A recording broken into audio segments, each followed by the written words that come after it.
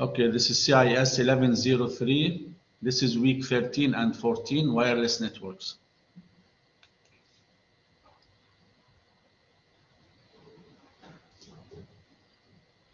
Wireless technology, why we need it? Because wireless will enable us to connect computers when there is no,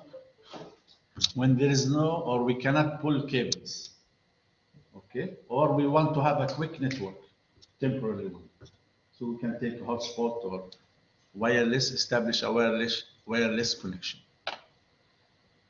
One of the advantages of wireless is the ability to provide anytime, anywhere connectivity.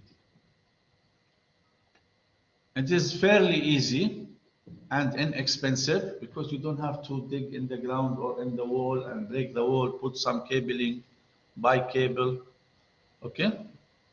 Wired and wireless signals, they have some similarities and differences, but both of them, they use layer 3, okay?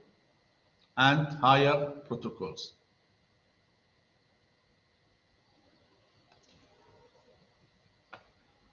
Okay, the electromagnetic waves used in the wireless technologies uses electromagnetic waves to carry the information. The electromagnetic waves are part of the electromagnetic spectrum. The electromagnetic spectrum includes such things as radio, television, broadcast bands, visible lights, X-rays, and gamma rays. They are different in frequencies. Okay? When you go to the left, the frequency is increasing.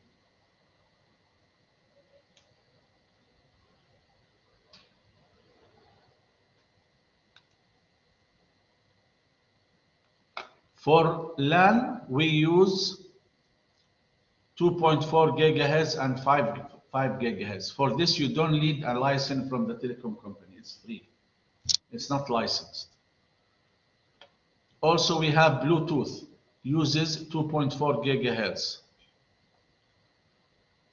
Other devices uses this, such as modern wireless LAN technologies that are compatible or following the IEEE 802.11 standard.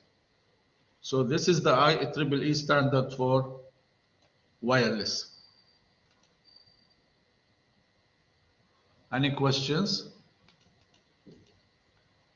So here, if we look here, these are the frequencies, okay, and they are all IEEE 802.11. To the left here, extremely low. Go to the right, higher frequencies.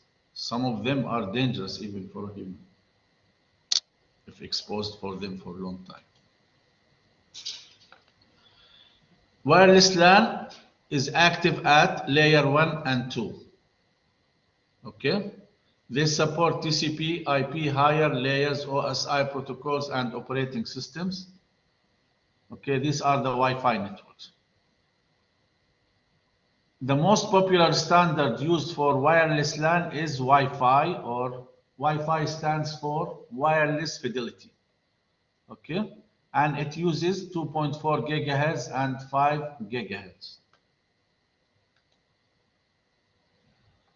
We have some terminologies or terms used for wireless, such as association.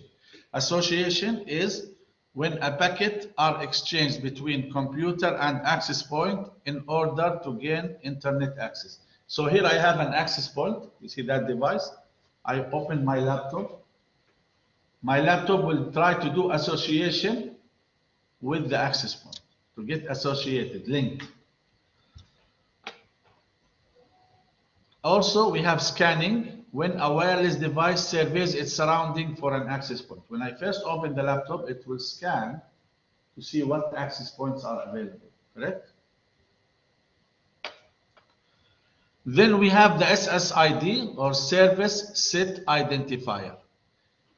You know, each access point, when you go to your laptop, it will have a name, right? We call this SSID. I think here maybe we can find, here we are using cable, but if you have here some connection, this is, each access point will have an identifier. We call it SSID. Any questions?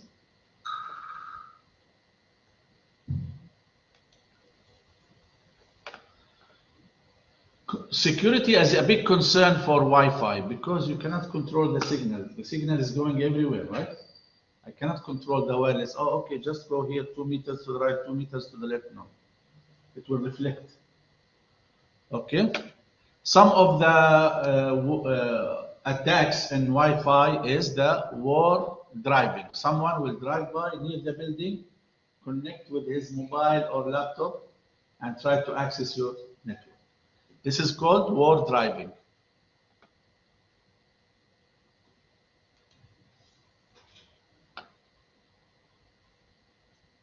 There are 3 measures that you should apply for security for Wi-Fi: authentication, MAC filtering, and encryption algorithms. We'll talk about each one. Authentication is give a username and password. Okay? So it's the process of permitting entry to a network based on a set of credentials, such as username and password. Okay? If wireless environment authentication enabled, it must occur before the client connect to the WLAN, because sometimes it's not enabled. Some Wi-Fi's, they don't need logging in. That's dangerous. Okay? And there are different types of wireless authentication methods, such as open authentication, PSK, EAP, and SAE. By default, wireless devices do not require authentication. That's why it is called open authentication. So you have to configure it.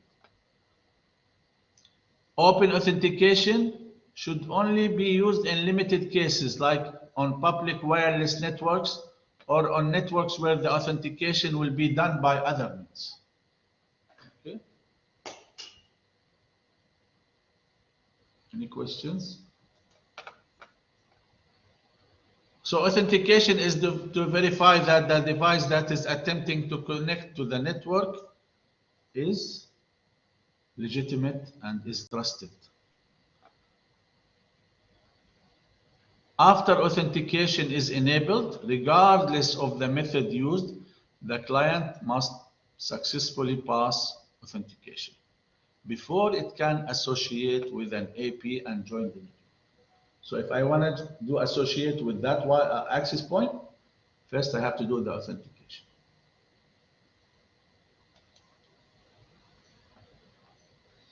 Authentication protocols. The most, one of the old protocols that were used, it was using an encryption protocol called WEP, Wired Equivalency Protocol, to secure wireless transmission between client and access point. But WEP is not secure now. It's compromised. That's why nobody is using it, or it's not recommended. Okay? Because WEP key is entered as a string of numbers and letters.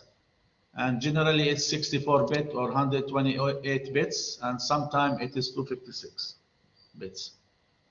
Okay, but there are weaknesses with WEP because it's using static key, so it's not changed, so someone can just keep guessing until they find the password. Okay. So one way to overcome the vulnerability is to change the key frequently, or to use a more advanced and secure form of encryption that is called WPA. WPA is more secure than WEP. WPA stands for Wi-Fi Protected Access. Okay. We have also WPA2. It uses encryption key from 64-bit and above, up to 256 bits. And WPA2 generates new and dynamic keys each time a client establishes a connection. So even if the key is compromised, it's changed. It's dynamic, it keeps changing. All right? For home, the type of the version of WPAT designed for home networks is also called WPAT PSK. I'll show you here. This is important, please. Here.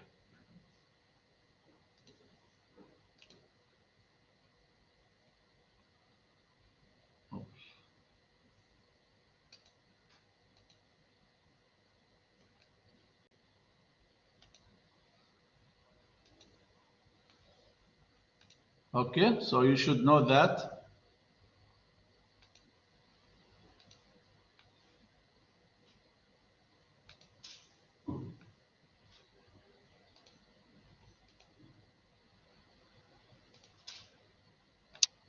PSK. Can you see it here? It's called WPA PSK. That's the version of WPAT designed for home networks. Okay? Please don't forget that. Thank you. Another method is MAC filtering. MAC filtering meaning that I will put a list of allowed devices MAC addresses. So when a device tries to connect, it will check its MAC address. If I have the MAC address, if my access point have this MAC address, it will allow it.